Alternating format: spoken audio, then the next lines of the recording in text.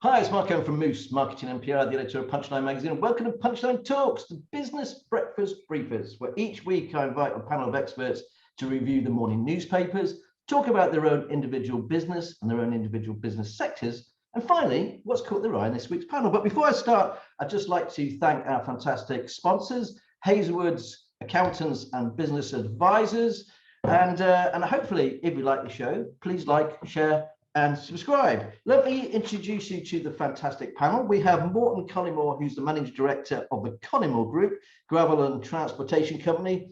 They've got a 90-year history, employing 97 people, a turnover of 14 to 15 million, and Morton is also the chairman of the Road Haulage Association. We've also got Greg Pilley, he's the managing director of Stroud Brewery, established 2016. Is a passion project. He makes great taste and ethical organic beer. I hope you tried some of it. He employs around 100 people on the payroll, turnover around £2 million. We've got Jason Wasley, Managing Director of Aqua Construction. He employs 30 staff, turnover 6.5 million. And this year he's celebrating 25 years of business. Congratulations to you, Jason, and your team. And we've also got Alex Cottrell, Manager at Gloucester Growth Hub. Since their launch in 2014, they've helped over 10,000 businesses, £9.4 million investment, and they've got 6 growth hubs across the county. I'm sure we'll find more about that. Anyway, welcome to you all. I'm just going to quickly share the screens courtesy of the BBC. So the Guardian, airport staff vote to strikes as threat of disruption widens. The Daily Mirror, air rage, there's a theme going on. Metro, terminal chaos. The BA summer holiday strike set to cause turmoil at Heathrow. The Financial Times, summer of discontent fears rise as BA staff vote for holiday strike. The Daily Mail, Boris Rwanda rebuked to Prince Charles. The Times, Charles should keep open mind of Rwanda, says the PM. They've also got the story about the BA staff striking. The Daily Telegraph, drive for green fuel to be relaxed. The Daily Express, judge slams his own court over secret Rwanda ruling. The Sun, the Queen is back in the saddle. It's always nice to know. And the Daily Star, Alexa, bring Granny back from the dead. I can't think of anything worse. And of course, the papers were all too late for today's election results, which, not being funny, let's just not bother talking about that. Alex, let's go to you first of all. What have you picked out from the paper? Well, do you know, I wish I'd seen the Daily Star one for bringing Granny back from the dead, but I did not, sadly. But I think there's only really kind of a few topics to talk about, so I'm going to go with the strikes. And one of the headlines that I saw that I just thought was really interesting, and this was more about the train strikes than it was about the air strikes. But basically, there was an association has kind of worked out that the rail strikes are likely to cost the hospitality sector about £500 million. And one of the interesting things about that as well is that they reckon that London will actually be least affected by that, because obviously it's got a very dense population. It's very easy for people to get. So you think about our own beloved county in Gloucestershire, and I'm pretty sure Greg will have an opinion on this as well. But, you know, we've got a sector that's already struggling. We've got a sector that's struggling to get staff. They've got rising costs. And you think, oh, come on, you know, we're now obviously faced with the impacts of the rail strike on people getting about as well. We're seeing an awful lot of this firsthand at the Growth Hub, obviously, because we've got businesses coming to us who are sort of saying, you know, we're struggling with staff, we're struggling with costs, whatever it might be. But I just think we're also sort of going, you know, what can we do to sort of try and help the sector in our county overcome some of these pressures? We've obviously got the airline or the BA strike coming on soon as well. I'm flying to Belfast on Saturday, so shout out to EasyJet. Please do not cancel my flight. But it's just this crazy period of uncertainty for business and for consumers. You know, it goes right across the mix. And I think what we're looking at now is, you know, what can we realistically do to support the hospitality sector in trying to come up with more creative ways to kind of build brand engagement, get the staff in. And it just seems to me that it was just a headline for me this morning, specifically for that sector with the rail strikes, you know, about some of these knock-on impacts that we don't think about. Everyone talks about, well, people can work from home, so it's okay, you know, they don't need to go to the office anymore. But there's so many other businesses that rely on that logistical infrastructure. So that's something that we're having quite a lot of conversations with people like Visit Gloucestershire about at the moment as well. Just sort of saying, you know, this is just yet another thing that is making it really difficult for people to make a living. And I think something, that will impact our county and will continue to impact our county. Hospitality and tourism, obviously massive parts of what Gloucestershire does. So that's sort of the one that grabbed my headlines this morning. And of course, it doesn't say in the papers itself, but it looks like Ryanair are also going to go strike in Europe and Belgium. There's Spanish airlines that look like they're going to go on strike as well. And now there's talk of the teachers going on strike. So are we heading for a summer of discontent? I think I'm the oldest one here, so I actually remember the winter of discontent. Does anyone remember that? Thank goodness for that. All right, thanks ever so much for that, Alex. I'm going to go to you, Jason. What have you picked out for us today, please? And welcome, by the way, to Punchline Talks, first time. Thank you. I've picked out the biofuel relaxation from Boris, which was on the Daily Telegraph. Obviously, diesel is a big topic in our industry. Red diesel recently go in. We've had a massive change. What happened to the red diesel? You have to pay the tax on it now, isn't it? It can only be used for certain pieces of machinery, agricultural, I think fisheries, leisure boats. You can use it in the highway, but you can't use it on a development. It's been a massive big change for us. Sort of the last 6 months, putting in new procedures, different way we do things. I haven't actually looked into the biofuel. I know a couple of my friends that big on diesel have looked into it, and they've actually ended up staying with the white diesel route. More expensive. Yeah, exactly. Is it Morton probably knows a lot more about it than what I do, but it was just something in the paper that caught my eye this morning. So we've had big increases in diesel costs and the way we do things, and that's why it caught my eye, really. Okay. Anything else that from the papers at all, Jason? Yeah, I also picked out inflation. Unfortunately, again, that was I read it in the Times this morning. It says 9.1%, but my team and we've been working on increased costs and fluctuation costs in the last 2 weeks massively. And just to give you a bit of an idea, this is, I don't know if you can see that or not, but there isn't one increase on there. It says 9.1%. They're all in double figures or triple figures. Can you read some of them out, please? So what are we talking about? So I'll just give you a bit of an idea. So below ground drainage, 16% increase. Commercial surface drainage, 18%. Landscaping, sort of like slabs, patios, edging, 17%. Geotextiles, 18%. Manhole covers, frames, 15%. Timber, 57%. Steel reinforcement, 147%. And these are just increases in the last 3 months. Doesn't include the 3 months before that, and the 3 months before that, and the 3 months before that. So for us as a contractor that has to work on fixed rate contracts, is very, very challenging to get ends to meet and actually make any money out of it. We're fortunate enough, we've only got a few old contracts left with no fluctuation in it, but all our new contracts have all got fluctuation provisions in all of them. So again, reading the government's 9.1% inflation, I wish it was 9.1% certainly in my industry.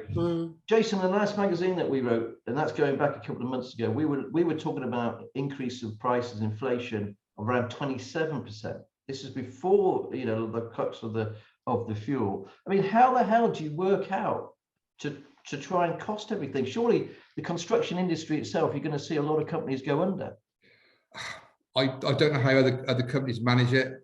We've almost got someone full time that's just working on pure fluctuation costs every month. And the changes are, it's not, it's coming in August, it's tomorrow. There's no notice, there's no time period. You get an email at 3 o'clock, cement's going up 25%, and literally the pallet that turns up the next day is gone up 25%. It's that hard. And of course, you've got the increase of labour costs as well. Yeah, labour cost has been challenging. We obviously employ a lot of our own skilled labour. Skilled labour again is in big demand, and it is it's not a lot out there. So we're trying to manage with the projects that we've got, rather than going and getting new projects and increasing projects. And we could go. The last couple of 3 years we could have tripled what we do, but we wouldn't be able to give them the service that we give. And I like to think we do give our clients, my customers, a very good service. I mean, we have a good product at the end of it. And that's the bit we're trying to maintain, really. Sort of look after the staff we've got, keep enough work for the staff we've got, and just keep things tight and keep things ticking over, and try and save a few quid where you can.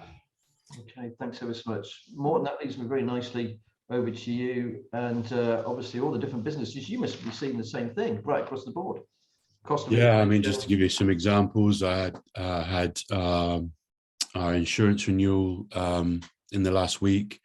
We've got 3 years no claims on our insurance premiums. You imagine the lots of different elements of business we're involved in, with 3 years no claims, and my premiums went up £30,000 with no claims. There's a 10% increase on our premium with no claims, and apparently the standard for our industry is about 20-something%. So you know, we won't talk about fuel, but just Jason was talking about fuel and looking at biofuel and stuff. And people say, oh, just switch over to that, and you know, there's a more readable supply of it, blah blah blah blah. There's 15p per litre more expensive for a truck to run on HVO, for example. So yeah, I mean, dare we talk about energy costs? I've also just had my energy costed. We've had 170% increase in the energy costs for my business quoted this week. We've just come to the end of a 2-year deal, and you know, no one can explain why that is. You know, 100%, and yet we've spent the last 12 months switching everything to LED and all the rest of it. We probably spent 50 grand doing that. You know, with quarries that we have, it's all rural environments, and you rely on creating power, whether that either be through what used to be red diesel, similarly to Jason, which now has to be off white, or getting a mains connection. It's just impossible. So yeah, I concur with what Jason's saying. You know, ultimately our costs are going sky high. The problem with our industry is that you know, we'll put in a price for a job tomorrow, but we won't get paid for that job for probably 2 to 3 months, and also winning the job, and you're expected to hold your quotations for 30, 60 days or whatever. And by that time, I mean, I don't even know what I'm paying for fuel tomorrow. There used to be a time, I mean, when we get fuel delivered to our business, we would know what price we're paying in a week's time. We get a whole tanker delivered, you know, to our site, a whole tanker, which meant that we would be cheaper than what would be on the forecourt because we're buying in bulk. We're now paying the same price of what's on the forecourt. You know, it's per truck. We've got 66 trucks out there. Per truck, it's another £20,000 per truck per year. That's 1.3 million quid. What extra? For my fleet of trucks. My transport business wasn't making 1.3 million pounds worth of profit in the first place. So, you know, and you got to think, we're carrying flour, we're carrying stuff to the supermarkets. So you want to see where inflation's coming from. That's where it is. The problem with our industry is that we'll carry today and we'll get paid in 2 months' time. So the gulf between the price fluctuations, which, you know, Jason says so well, is the fact that things are happening in less than 3 months, let alone over a course of a year. So there's this gulf, there's this void that people just don't talk about for industries like ourselves. And in transport, we're directly related to inflation because a truck carries everything that all of us sat here today and everyone else out there, you know, consumes, and it doesn't get on our shelves the next day without the truck. And look at what's happening to our costs. Oil is as cheap as it was. I think the quote was something like in 2010 in terms of the barrel of oil these days. Yet we're paying the highest prices ever. I mean, I've seen £2 for petrol in the last few weeks. So are you saying that the petrol companies are profiteering? Is that kind of more that they're trying to make as much money and squeeze it as much as possible? I don't know whether it's the petrol companies. I think there's a fundamental problem with the way this country is doing things. If you look at how many refineries we don't have, how many refineries have closed recently because of energy costs are too high to refine that oil into the products that we use. So again, that's having to be imported from elsewhere. So I don't think it's as simple to say it's the petrochemical companies are profiteering. It's not as simple to say it's just about the government tax that's on there, because fuel duty has always been there.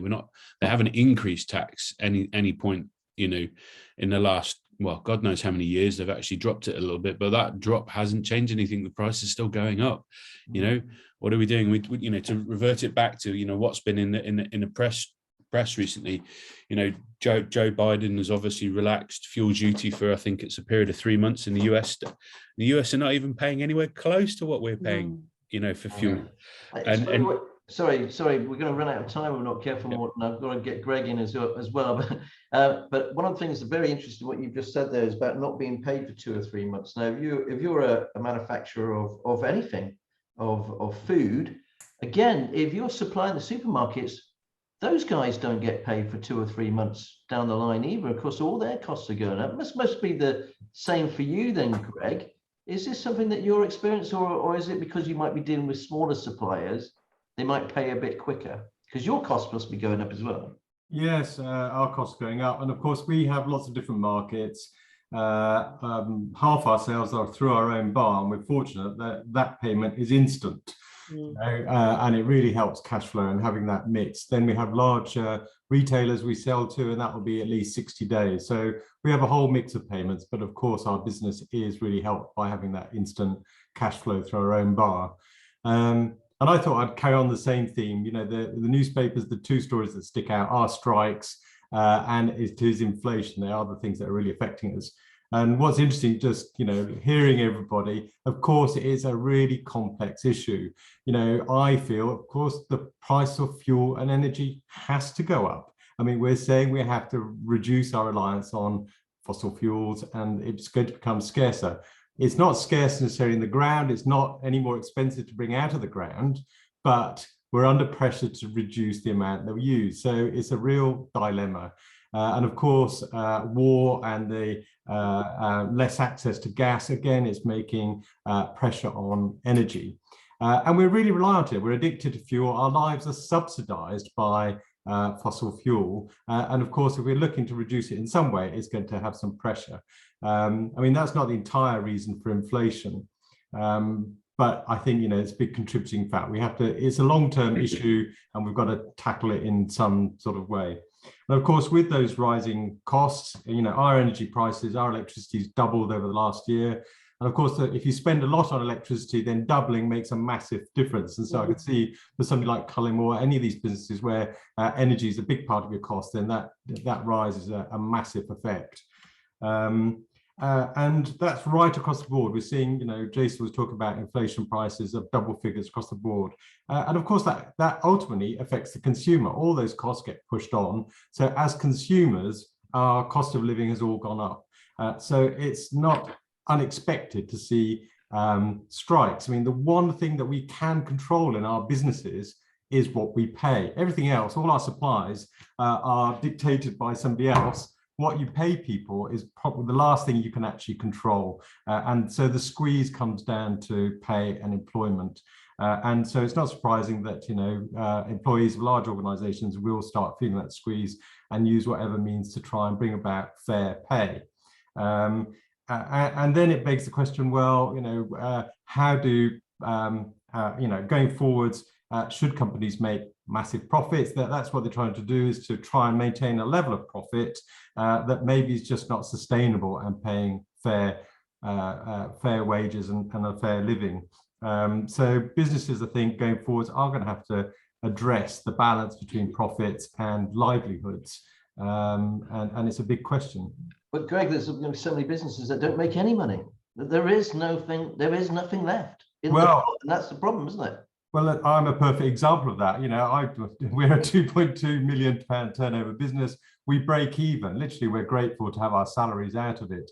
And certainly over the last couple of years. And I'm sure, Alexander was talking about hospitality. That has been the case. Within hospitality business, it's a really marginal business, but it's, it makes money go around. It pays livelihoods, and that is an important, contribution.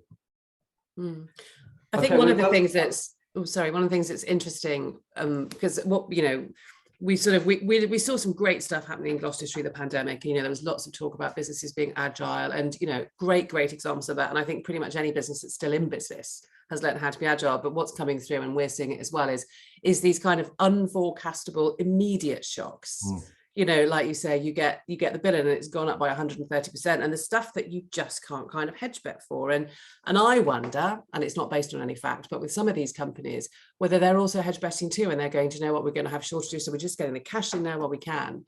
I work with, or in my sort of home, I use a particular broadband provider who I won't mention, but, you know, I get my TV, all through them. My contract was coming to an end. We've got like the mega package because I've got an 18-year-old upstairs who streams like a demon. So, but we were sort of paying 107 quid a month all in. The contract was coming to an end. It was going up to 154 quid. I spoke to them twice. They were like, there's nothing we can do. There's nothing we can do. I switched supplier. They phoned me up and they dropped to 68 quid a month. Yeah. So you can't tell me that there's not quite a lot of fat in there, you know, and that's not fuel and that's not energy, but it's a big brand. Okay, no, I totally agree. We've had similar cases here. Okay, let's talk about our own individual business sectors because we're running out of sectors. We'll go back to you, Alex, about the Growth Hub. Can you give us an overview of the Growth Hub? We've only got a couple of minutes left now. Okay. So. Right, so Growth Hub was set up, it is one of 38 growth hubs around England, but in Gloucestershire, we're the only one of our kind insofar as we've got 6 hubs around the county. Growth Hubs was set up in Gloucestershire in 2014, basically to address the fact that the business support landscape was really complicated for businesses. You know, businesses said to government, we know there's support out there, but we just don't know where to start. So we're effectively a bunch of people who know where stuff is in very, very simple terms. So we have business navigators and business guides. Depending on the size of your business and the stage of growth that it's at, you've got access to fully funded support. So we work with businesses up to a turnover, standard SME definition, 249 employees. We're based at the business school at Oxtalls, but we've got sites, this always gets me out, so Stroud, Cheltenham, Cirencester, Tewkesbury, Forest of Dean and Gloucester, that's it. Yeah, and we just do great stuff, and we work with the universities, we work with local trade bodies, all sorts of businesses. There's lots and lots of case studies out at the moment about how we've helped businesses grow. So yeah, I would say if you are a business in Gloucestershire and you're looking to grow and you're not in mining, because we can't help you, come and talk to us. We can help everybody else. In mining, there we go. Not mining. I think you did that very well. I think that was around a 2-minute pitch. Thanks ever so much, Alex. Jason, gosh, you've been going for 25 years now, Aqua Construction. You're working on a big site down near the Forum as well, aren't you? Yeah, we've just started a new project in Northgate Street with one of our sort of partners, clients, customers, to build 25 affordable flats over 5 stories. Project value is about 3.2 million. Again, you know, look at fixed costs. We've got that project's going to run for 18 months, and we've just started. Again, it'll be the fluctuation on that over 18-month period. It'll be really interesting to monitor and watch. To be fair, this is on the old. Just so I can help people put it in concept. This is on the old Orchard Press site on Northgate Street. It is kind of yes. barren bit of land, and what's really fascinating is that by the transportation hub. And now they've knocked down all the other. It's starting to look good. And your building, I've seen photographs of it. Your new one. It's going to be amazing what you're going to transform that site to. Yeah, for a postage stamp site, it's got quite a bit going on there. We've got a specialist piling rig touring at Monday, which is there's only 2 of them in the country. So that'll be quite. Next week would be quite an interesting week for that little development. We got some big kit going on there. So yeah, it'll be all eyes. I should think next week. Be quite interesting. And why did you call the company Aqua Construction? It's kind of a funny name.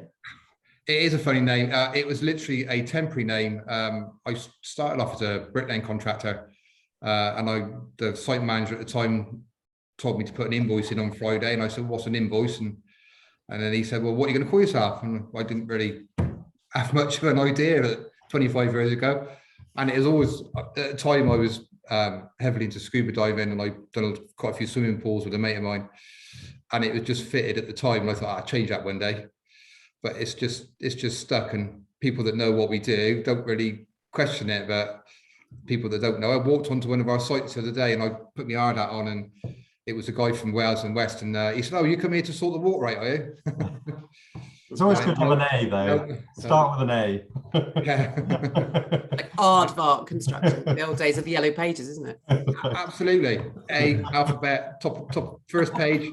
But yeah, Well, it's just stuck. It's just stuck. well, I can tell you, Jason, from what I hear, you've got a great reputation, mate. And, Thank you. Anyway, well, thanks ever so much for that. Let's go over to Morton, another guy with a great reputation, because obviously, Morton, you wear a number of different hats. What's business been like for you over the last couple of months? I mean, we're busy, you know. So in one way, you're like, well, what are you moaning about? But the problem is as we've been saying this morning, it's you know, there's no margin there for us. We were in a low margin industry anywhere of 3%, and as we've heard, everything is plus 10%. So, you know, it's difficult, it's challenging. Employing people or trying to get new people to join you is difficult because people are not changing jobs, people are not looking elsewhere. Unemployment is low across the country, so getting new talent into you is extremely challenging. So there's just challenge after challenge, which doesn't allow you to really do any of the long-term planning that a business like me, and which involves land bank and all the rest of it, it takes a lot of time. So it's difficult because you're always firefighting the next issue of the week. And the people who switch jobs, not being funny, when they're kind of drivers, I hear they'll switch jobs for like 50p increase per hour. Is that the kind of case as well? Or, I mean, you've been established for a long time. You've got some people been with you a long time. Yeah. I mean, certainly last year there was a lot of driver tennis as such, because everyone was so desperate for an HGV driver that, you know, the hourly wage rates were going up on a weekly basis. And I'm just starting to see, I don't want to start a panic, but I'm just starting to see that happening again last week, where people are, you know, the municipal services and the milk tankers, for example, have put out ads last week for huge pay increases on that. And, you know, with the fuel, it's just, I worry whether it's sustainable for the transport industry. I really do. I mean, fortunately, because of the way that we do things with transport, you know, all our lorries are our own. We keep everything, we maintain everything. You know, we have a very distinct livery out there and a very distinct reputation, because, like you say, we've been around for 94, 95 years or whatever it is, transport-wise, and therefore people want to drive for us. And we've got truck drivers that have been working for my business longer than I've been alive. I've only got a few of them left, not many, but we've still got one or two. So it is a massive challenge, and of course it's not fashionable to be a truck driver these days, because, you know, the welfare facilities out there on the UK roads are not what it is in the rest of Europe. It's quite dire, isn't it? I mean, the long transportation, parking on the side of roads. Other countries have these massive, sites with, utilities there to help. We don't seem to have that in this country. No, we don't. We're probably the worst in Europe. I mean, I know we can't really compare ourselves to Europe anymore with Brexit and all that. But I mean, the RHA have got a petition out to try and campaign for better welfare facilities. I know the government have recently said, "Oh, look, it's on the logistics companies to sort it out." But you can only sort out your own sites. You can't sort out when you're sending a truck from Gloucester to Nottingham or Whitby or wherever. You don't have control on the sites that you're driving past. And with the driver's hours regulations, when they have to take their legal 45-minute break, they have to stop wherever that may be, traffic allowing and all the rest of it. And therefore, we really need a policy and a structure throughout the infrastructure of the UK that, otherwise we're just not going to have any truck drivers. And without the truck, you get nothing. And the other thing is, not being funny, a lot of people don't realise, but the big business parks, that's where the trucks park up at night. When you go to Ashchurch or Love Lane or any of those, that you go down there late at night or around 5:30, like I do when I'm sort of just finishing off delivering magazines, they're all there, parked up. That's why those kebab houses do really well and the burger bars still do very well. Yeah, I mean, they've got nowhere else to go because, the retail distribution centres, like the supermarkets, they won't allow you to park there on site. They will only allow you to stay there during the period that you're actually tipping, as we call it. So you then, your driver then has to search around the local areas to try and find somewhere to be. Okay, thanks so much for that, Morton. Really good insight there. Greg, let's quickly go over to you, sir, again. Your beer, you've launched 3 new beers, didn't you? Can you just tell us about them, the organic beers, and how well they're doing? Or Sure. We're always creating something new. The last one we've just done a summer beer. It's called Easy Peasy. It has lemons in it, lemon squeezy. It's 2.7%, so very low alcohol, but it's got elderflowers and lemons in it. It's quite refreshing. Yes, all our beers are organic beers, and much of the barley that we use is grown on the Cotswold. So we're an organic brewery, and actually the Cotswold has quite a lot of organic farms on the tops, and especially around Cirencester. So yes, that sort of locality and that provenance has always been very much part of our business. But just to sort of reflect what other people have been saying, in hospitality, actually, these shocks and changes, we're starting to get a bit used to them. I mean, for us, it started 3 years ago. We had to move our premises. Our landlord kicked us out. We had to build a new building. Our rent went up from 20,000 to 100,000 that year. So we lost a bit of money in the following year. Then that was followed by COVID.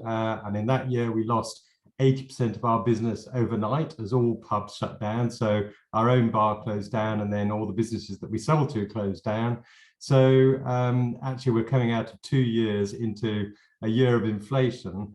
So we're starting to get used to having to react very quickly, and we watch our prices monthly, and we have to change our prices monthly. And it's, I think we're all going to have to do that and keep real close tabs. And as consumers, we're having to start getting used to those daily changes. Do you want to give your restaurant a quick plug, please? Because I went down then at the launch with the brew with Greg, and the food was absolutely excellent. I can't recommend it enough. Can you just give us a plug about that, please? Oh, that's really nice to hear. Well, I mean, my ambition has always been, well, so the motivation for starting the business was to give me a reason to be here. I've been quite itinerant, so plugging into the local community and dishing up food and drink that other people enjoy has really been sort of my motivation.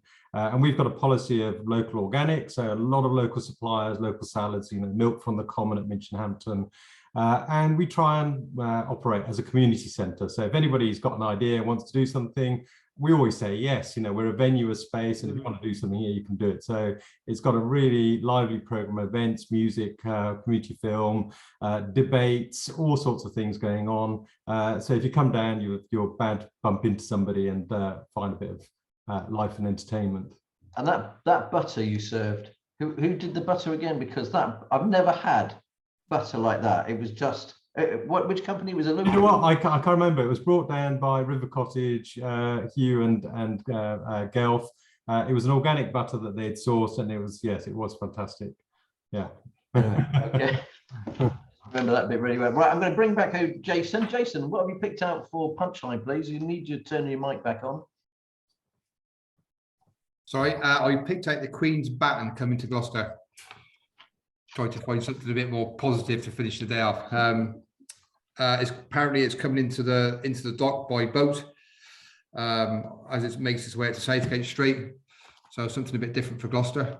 Yeah, great positive story. Hopefully it'll bring some more punters into the city and to the general area. That's what we all need, isn't it? Okay, Hopefully. Thank you very much for that. Morton, what have you picked out for us then for Punchline?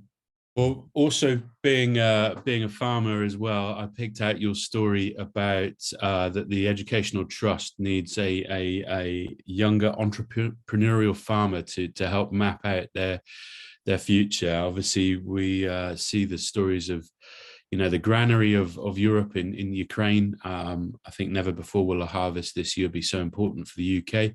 So yeah, that was my story that I picked out, that the Gloucestershire Educational Trust, is it? Have I got that right? Want an entrepreneurial farmer to help them map out the future and what they should be doing. Okay, Greg, what have you picked out from this week's Punch? I'd actually picked out the same story as Morton. I've got an agricultural background, and I think our land and our landscape is a really important asset that we undervalue, and I'd love to see more positive policy around how we manage that. I mean, the other story I saw was the new chief exec of Folk to Folk, and I didn't really read too deeply into that. But again, the way that we finance business is a really interesting question. And we raised funds for the brewery several times through different crowdfunders. So not going to the usual banks, but looking at sort of peer-to-peer lending and local loans. So interested to read a bit more into what folk to folk do.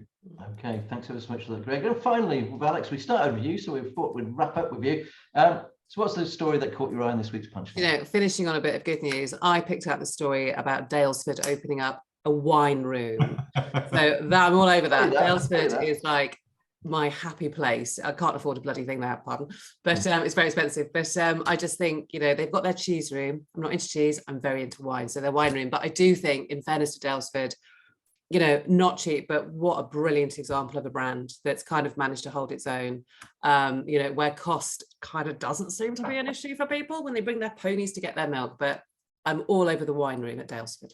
Good stuff. The story that I picked out for this was actually the new wheelchair fashion brand launched from Tewkesbury Brace to Hewingston.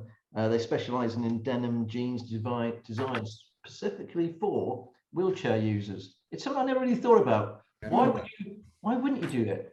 You know, if you think about it, you have your why have a pocket in your bottom and studs and stuff that obviously you're sitting in a wheelchair all day. And it's if you have a look at that story and the way they've designed it, it's just very clever.